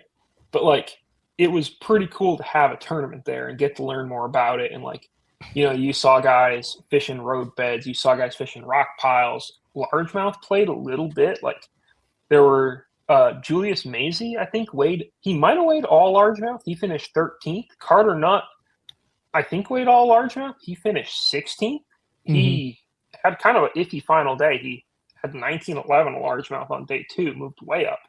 Wow. And there were guys literally catching smallmouth from 2 feet deep that you could visually see, or you had to cast beyond visual range to get them to bite, to guys catching smallmouth in 60 feet of water. Like, yeah, it was a really cool that fog delay did. I mean, the Pride of Harrington Park, New Jersey, had a 19-pound 3-ounce bag on day 1, but only had a couple on day 2. Not happy with the fog there, but it happens. Yeah, I mean, fog is, it's a thing, and there were walleye biting in the fog. He caught one. That was some pretty cool footage. Is that why MLF had to put out the? Is that why the MLF had to come out? Okay, so we're at Champlain, and this video starts going around where it's like, dude, if you guys see Jody White, what he did during the fog delay? So you're on your boat, you're covering the tournament, you're obviously not fishing during the tournament or whatever, but. Right. You're in, and like, it's a very off limits area. Like, yes, it's not like off limits, like delay. The fish are swimming in and out. On a fog delay, and all of a sudden, through the fog, you see it was very clearly you're fighting a large fish, literally in a flotilla. Is it online anywhere other than just like social media? I just put it on my Instagram. It's not like on YouTube or something like that. I'll have to pull it up on your Instagram. You hook like a Canadian records walleye. Well, I don't know about that because I'm not really dialed on my walleye records. And I didn't weigh it. I just caught it and threw it back. But like, I was bored, right? I've taken a couple of photos. I'm like, whatever, we're chilling here for a while. So I'm like, well, let's see what's down there. And so I turn scope on and I'm like, oh, there's one. And so instantly I'm like, well, I guess I better get a rod out. Let's see if it'll bite. And lo and behold, it bit. And then as a result of this, is that why the please do not fish during the... Yeah, so then maybe some other people started to fish, because all of a sudden it's a long fog delay. You can turn your scope on and see fish. Like, some guys caught perch. I know at least one guy caught a smallmouth. I didn't see any other big walleye. This is Ethan Fields with the net. So Ethan Fields grabbed the net. But the funny thing is, you have this from about 30 different angles. Yeah. Yeah, because we were just like, we're all just floating around talking about fishing a little bit, and I fired it up. And it turns out that photographers are allowed to fish during off limits or during, fog delays. Just not anglers. However, the anglers are not, which was clarified subsequently. Text message from Mark McQuaw. Fishing is not allowed until your boat number's called. Thanks. That was sent at 7:30 in the morning. Dude, that's a jammer walleye. You ever seen anything like that, Dave? No, I have not. That's why it was so interesting. Okay, I want to get your It's like the opinion best on one. post I've ever done, too. Like, people were into that. Yeah, I'll never create a piece of content like that again. 5,000 likes, over 100 views. I had Ken Duke on, Dave, last week, and we're obviously talking about the St. Lawrence River. And I, just as a conversation piece, and I want to get your take on this too, Jody, and then we'll wrap things up for tonight, and we'll give away the combo pack of Beat Down Outdoors, the Transom Saver, and the, what are those things called? I always call them like the don't move your motor steering clips. Steering clips. I suggested, because we've been to Thousand Islands a bunch, right? And it's fairly predictable. I suggested, this is hypothetical. I'm not saying that I believe this is what should happen, but hypothetically, it's a good discussion topic. Let's say MLF goes up there, Bass goes up there, and you must weigh in a mixed bag. Doesn't matter whether it's 4 largemouth and 1 smallmouth, or you could even go so far as to say a 3 and 2. Doesn't matter which way it is, but in order to weigh in, let's say you catch 3 smallmouth and 100 smallmouth and 1 largemouth, you're weighing in 4 fish. It's got to be 3 and 2, one way or the other. But you have to do that in the tournament. Does that work? Would that work? Or does that just completely degrade the integrity of the competition to do that? But specifically out of the St. Lawrence River, I think, what are your thoughts on that, Dave? I like the possibilities. Do I think it will ever happen? No. I think there's too many factors tournament wise that play into it. I think you would get a lot of different opinions on that for sure. But I mean, I think it's a great idea. I don't know that. I don't understand what factors would go into that wouldn't. I mean, you literally say, hey, you have to weigh in a mixed bag. It can either be 3 largemouth and 2 smallmouth, or 3 smallmouth and 2 largemouth, but it's just got to be 3 and 2. Everything else stays the same. Playing field stays the same. Everything's the same. You can only weigh in a mixed bag. Have at it. And I think that's the factors I was more thinking of and referring to would be angler opinion on it. Do people want to fish that tournament? Yeah, right. Yeah. Will they sign up? Yeah. I don't. So I think it'd be amazing. I'd have a blast. And I would definitely fish one of those tournaments. That said, it does seem like more of a, Starlink Team Series thing or a one-off kind of thing than a thing that necessarily guys would want to be like part of the regular season. Although we are doing some weird things with regular seasons these days, so like maybe it'd be fine. But I don't know. I do like forcing diversity. I think that's one of the cool things about northern fisheries is like you have so many different ways to catch fish, and lake to lake, like a great day can look so different. So, I mean, theoretically, I'm for it for sure. In practice, I'm not. I would, probably leave that to the tournament directors. You wouldn't want the angler of the year. But okay. So I say that to say this, and I didn't talk about this with Mr. Duke, but I think it's hard to believe that was this year, the ill-fated team tournament series, DTF fishing. Like, isn't that hard to believe? That was 2026. on his jersey. Out of I principle. don't know why I didn't put a little duct tape. Doesn't or that something seem on like 5 years ago that Ethan Phillips was bringing the brightest and best minds across the country for a big-time team tournament down at Okeechobee? It feels like, yeah, we're all old though, so time It does flies. seem like it's such an afterthought at this point. Yeah. So I say that to say this. I believe that there is a space, particularly through a specific part of the country, for the MBT, the Mixed Bag Tour. And it's either 2 or 3 species, depending on where you're at. But spotted bass, largemouth, smallmouth bass, and then the championship is at Table Rock. And for the championship, your 5-fish bag, doesn't matter what it is, but you must weigh in all 3 species. One of each at it. So you have, you could have a tournament that's spotted bass and smallmouth. You could have a tournament like a Smith Lake where it's spotted bass and largemouth. I don't know if there's anywhere you could just have a spotted bass and smallmouth. There's some places though where it gets really complex and you need a biologist and testing on hand. Like, this is just theory, Jody. Slot limits. Okay, I think you just need to pick your lakes carefully. Let's not. Yeah, we cannot have one on the Tennessee River. No. Fort Loudon off the table. I'm just saying. Or, I mean, you might even have you could throw the shoal bass. You could throw a mean mouth in there as well, and that could count as whatever. You know what I mean? Like a mean mouth could count as a largemouth, a smallmouth, or a spotted bass. Yeah, Seminole, whatever. I'm just as a thought-provoking question, the MBT, the Mixed Bag Tour. Yeah, I want to talk about strategy and practice and things like that.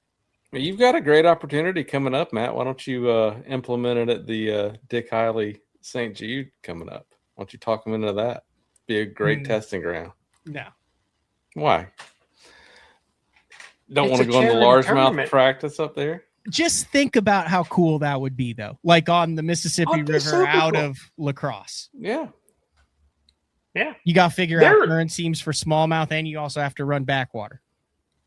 And you have to do it all in a timely fashion, right? Vermont has done stuff like this in like their Bass Nation things where they'll be like, you have to catch either a mixed bag or you have to catch some of your fish like above the Champlain Bridge and some below the Champlain Bridge. Or they'll have one day of the tournament that goes out of Mounts and one day that goes out of Larrabee's, like on the south end, to like sort of like force mix stuff up. And if you look at what I think it's Classic Bass, what's that Minnesota trail? The Everfish Count Champions Tour.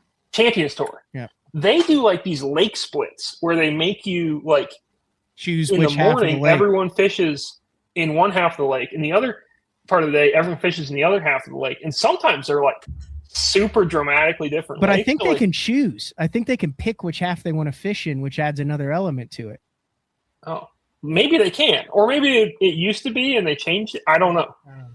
But anyway, point being, like, it can work. Like, tournament trails can run, like, some weirdly convoluted stuff, which is, I mean, actually the guys will sign up for and fish and enjoy. And especially when you've got a cool fishery, like, I think it's fun to like, see every corner of the fishery. That's one of the reasons I've enjoyed the mixed scope stuff so much is because you see a little bit of everything that's available on that tournament day. And, like, I like it. And the Champlain, I love a mixed bag on Champlain, man. Like, whenever I fish up north, like, I don't know if I've ever, like, had a tournament day where all I did was smallmouth fish. Even though I probably should have sometimes, like, I always like to get distracted and run around and try and catch a largemouth because it's just cool.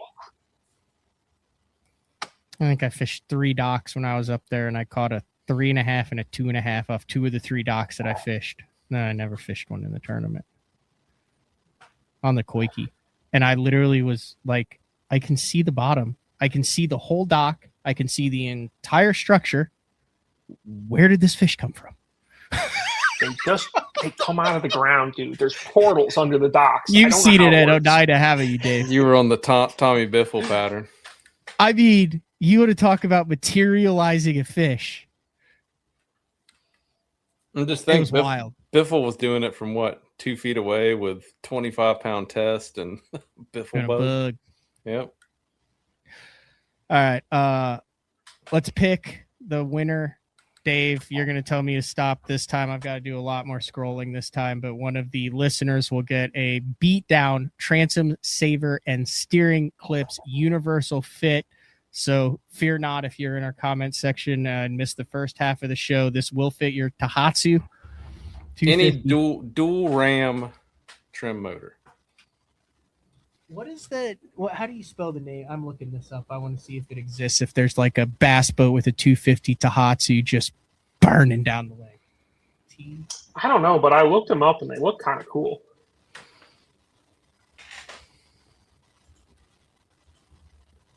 Yo. Bass boat Tohatsu speed test. That's going to be your thing now, Jody. At any event you go to, is this searching out a Tohatsu. Look, if I find one, you guys are getting photos instantly. All right, they may be long range. There it is. That's not a bass boat, but there's a 250 Tohatsu. It's a good looking motor. Dude, maybe next year you're gonna have a Tohatsu on the cat. Maybe you can make this a thing. Making a switch this year, Jody. I've got a Yamaha show headed my way. Well, I'm just saying, maybe Tohatsu's gonna come up with a big box. Surely, congrats on Yamaha. That's a sick motor too. Yeah, they're so quiet when they start. I love it. All right, I'm gonna start scrolling. Tell me when to stop. Which of us is telling you when to stop? This is Dave, because you did it last time. I want to make sure I've got all the comments. Oops, I got to be on the comments. I got all the comments. I'm scrolling all the way down.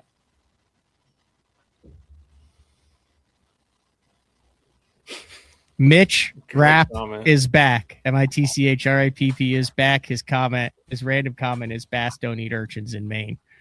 I don't know whether that was tongue in cheek or not. There's a little section there where there's like a little Maine discussion. Email matt@basszone.com. Also info@basszone.com. And the same email, I'll forward that to Dave from bestontour.net.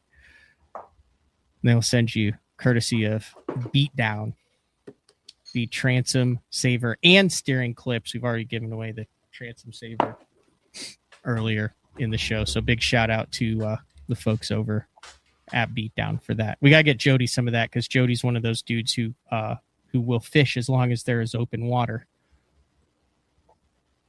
And sometimes probably it's only semi-open. Probably struggles with trying to get the clips off of the boat at times. Even the metal ones get a little cold and brittle. I mean, it certainly couldn't hurt. I actually found out this year that if it's cold enough and you trailer, even though your steering is like actually good to go and just recently replaced, you'll lose hydraulic fluid, because when it's cold, your like little gaskets or whatever will shrink down, and you'll wiggle hydraulic fluid out as you go, and you'll think you have a steering leak when in fact you don't. It's just too cold to be using a boat. That's so dedication. Anyway, that was this year's thing that I learned. Don't recommend it.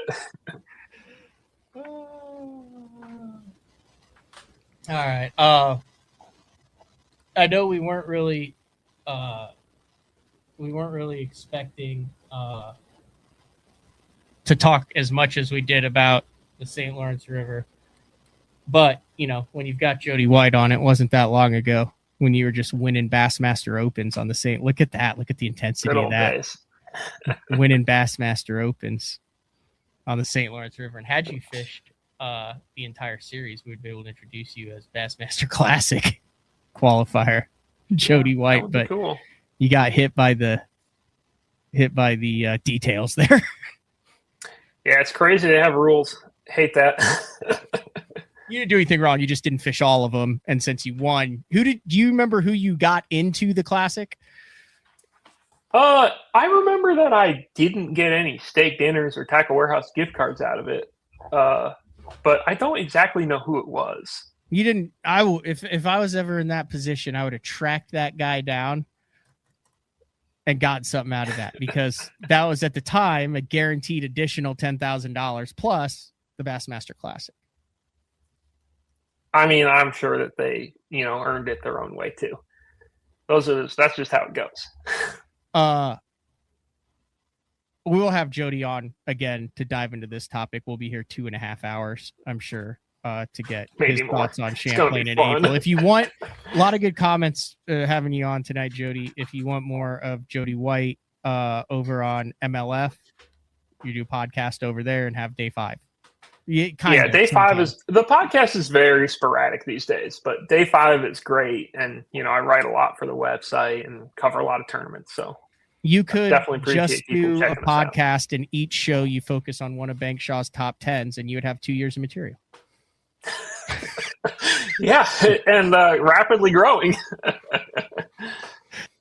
I appreciate it, Jody. And if you're looking for organic, hand-spun, Vermont dyed, natural dyed wool. Did I get that correct? And I say this in all seriousness. Like if for a wife, a girlfriend, maybe you're into knitting or something like that. I'm not kidding when I say this. Like it's the like tied up poiky of wool. It's not the TV version of it. No, this is the real deal. What's the website? wingandaprayerfarm.com. There you go. And we can ship it to wherever you are. It's right there in the house. Just a big wall of hand-dyed yarn with like beads and all sorts of different it's not in the house anymore. We moved it. We have a shop now. We moved it. It's like it's still adjacent to the house, but it's like it's in its own space, and it does look super good. Closer to the attack llamas. Yes. Yeah. Very well guarded. Yeah. Jody White, everybody. See you. All right. Hey, thanks for having me. See you, Jody. Later. I don't know what MLF pays him, but it's not enough. No, absolutely not. He is very prolific writer over there at MLF, but man, you can tell when guys are actually passionate about what they do, and Jody's one of those guys. Makes a huge difference. Yes. Like I said, Jody White. Double the salary, and maybe you're in the. I feel like with Jody on, I do have to make a clarification. I said earlier that every time Bankshaw launched his boat in MLF events, he averaged $29,000. That is when he cashed a check. He averaged $29,000. Every time he launched his boat, he averaged a little over $17,000. So just wanted to make that correction, since we had somebody like Jody on, who I'm sure when I said that, his brain was probably spinning because he probably knew that number. I've never done this.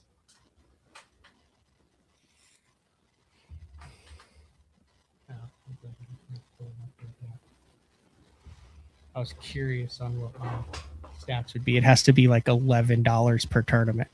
Oh,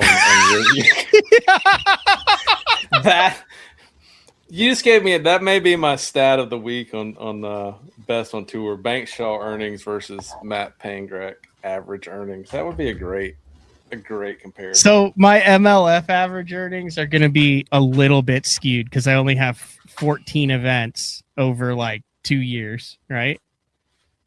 But I do have $32,000 in earnings in 14 events. So you're decent there. We'll see what that is. That's $2,285 every tournament I fish with MLF. Okay, Bass is we'll take that. Just slightly. Where are we at on Bass? Bass's website is acting up. Likely excuse. Oh, yeah, it doesn't. I have 18 times in the money, but it's not showing like what my stats are right now. But I mean, I'll just say this. I've only cashed a check 18 times in 55 tournaments. I have 16 top 30 finishes in 55. So Bankshaw has almost as many wins in a third. Like I have like 4 times. It's not good. If you're going from that perspective. I mean, it could be a lot worse. It could be like 18. It could be way less. You know, I have 18. It could be 0. It could be 55 at 0. So I'll take the 18. Would you like to know what our friendly AI has to say about your career? I'm just impressed that AI didn't correct it when it said career. Fair enough. According to AI, your career bass earnings are $59,270. Pangrac has steadily built those earnings throughout Bassmaster Opens and Bass Nation competition with some of his larger recent bass checks, including 9th place 2024 on Leech Lake, 25th place 2025 Leech Lake, 11th place 2020 Bassmaster Open on Neely Henry, not good, and a 36 on the 2024 Bassmaster Open on Lake Ouachita. His career is highlighted by a third place finish in the 2019 Toyota Series Championship, worth $20,100. Expenses. So, how many does it say? So how many does it say that I fished? I'll tell you what my expenses were. How many does it say? If this is correct, it says you have fished 57. Okay, so out of that, that's like 40. Passes, that's like 48 opens. 20s, 16 top 30s. 0 Bassmaster Classic appearances. So that's over $65,000-$70,000 just in entry fees for the opens.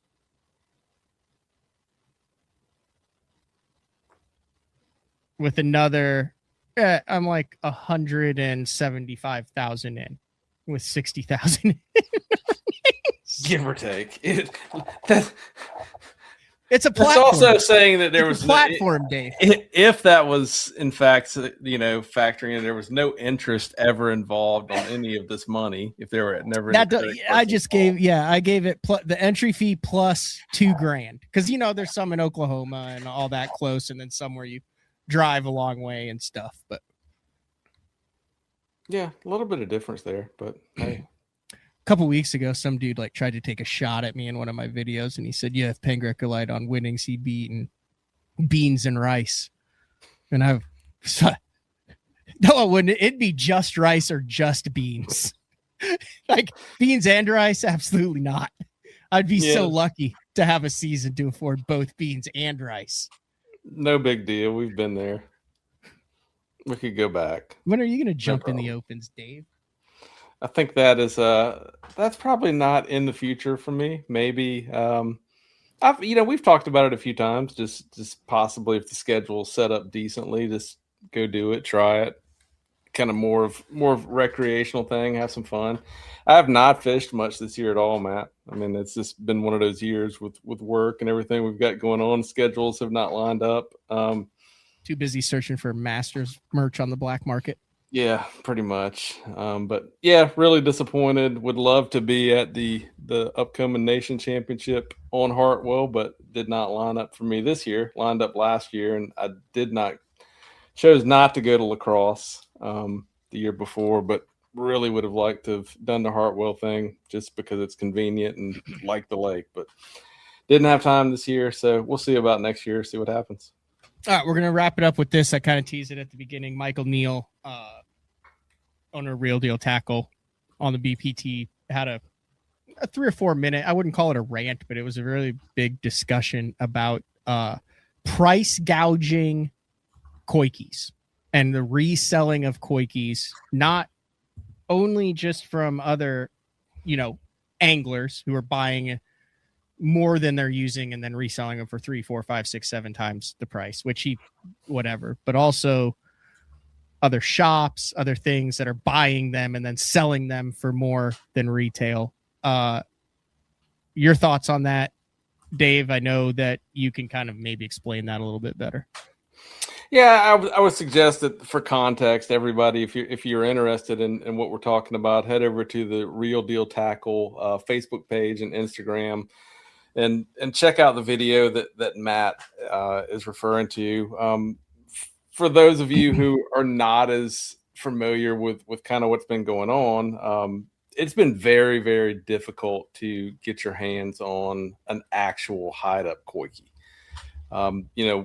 The urchin style baits, all of them based off of the hide-up koi key, the original. And man, I mean, it has just been crazy the amount of money that those are going for on resale. And the best way I can really describe it, I was going to kind of do some comparisons with this.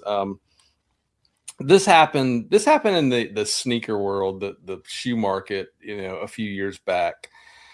A lot of guys would have like shoes they wanted to get, and Nike or whoever would announce dates that these things were going to drop, and it ended up either what was happening is you were having bots that were buying them all online, or you had guys that were sending tons of people to stand in line at stores. They were buying up the supply, and most, if not all, of the product was going to the resale market, places like StockX, things of that nature, and the prices were just absolutely absurd. And that's really what's been going on with the Hideout Koi Key. I think that the kind of the new frontier for that is Whatnot. If you guys are familiar with Whatnot, it's an online kind of auction site, kind of a great point there with the comment about the Pokemon scalpers.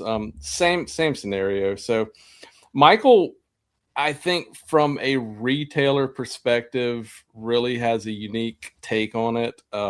He's a professional angler and he's a retail store owner, but I think from his perspective, in my opinion, he wasn't against supply and demand, not against capitalism. What he was against are, from a retailer perspective, other retailers overcharging for baits, taking more than a fair profit on the baits. And then from the black market perspective, I think where his frustrations come is from the customer service perspective, right? Because there's only so many of those baits. You do a drop, you try to do it the right way, and you're to a point now where you're having to do a drop. You're basically having to announce, hey, these are going to be available online at 1 o'clock, or these are for purchase in store only, and limit is 2 per person, or whatever everybody's doing. And then all of these retailers, if people aren't able to get a koi key, these retailers are just having to take a beating really from customers, dissatisfied people who are not able to get their hands on these baits. And it's just really something we have not seen in the fishing industry before. I think a lot of it is accessibility. A little bit with the glide baits, little bit. Like if you get on back in the day with the swim bait message boards and stuff, they tried to kind of self-patrol that a little bit. Yeah, but not to this extent, right? The koi key thing is just really crazy. Usually the biggest thing you have complaints from brands and from consumers, whatever, are the disability for people to break MAP pricing. So MAP pricing is like minimum advertised price. So usually it's the opposite way, right? Where people, if something is a retail of $19.99 and a store around the way is selling it for $16.99, that's a big no-no. That's a big deal.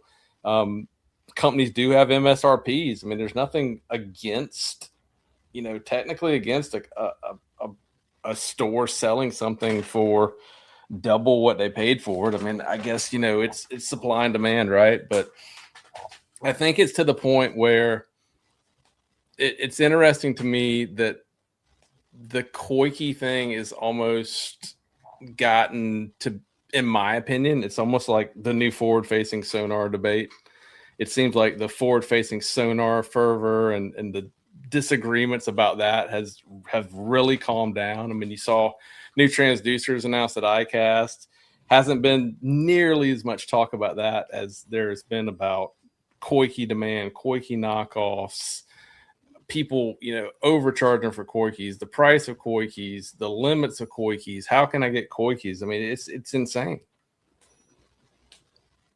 It's a good listen.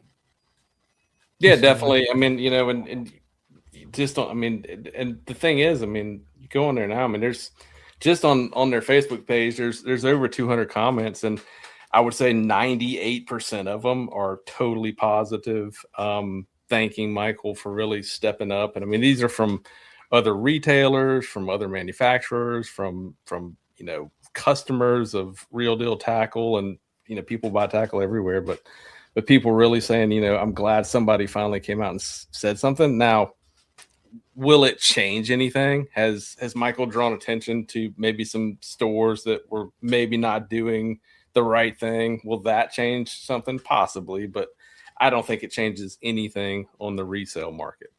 I think, guys are going to make money and they have the right to do so.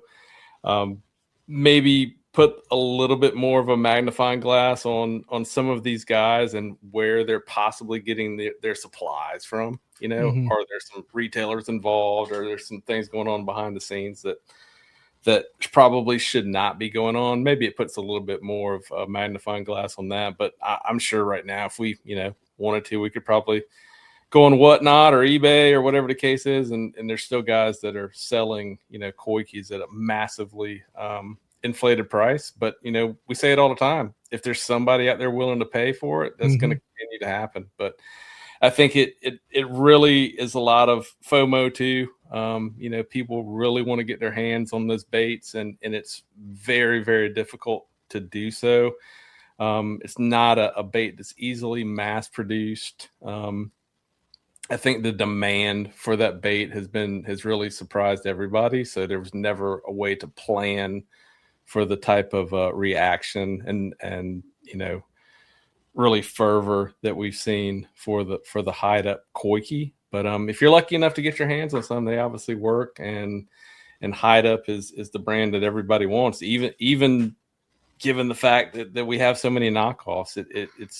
It's still crazy to me that there's still such a massive demand for the actual hide up koi key when there are a ton of other options available now. But it's definitely a pretty penny for the hide up koi key right now.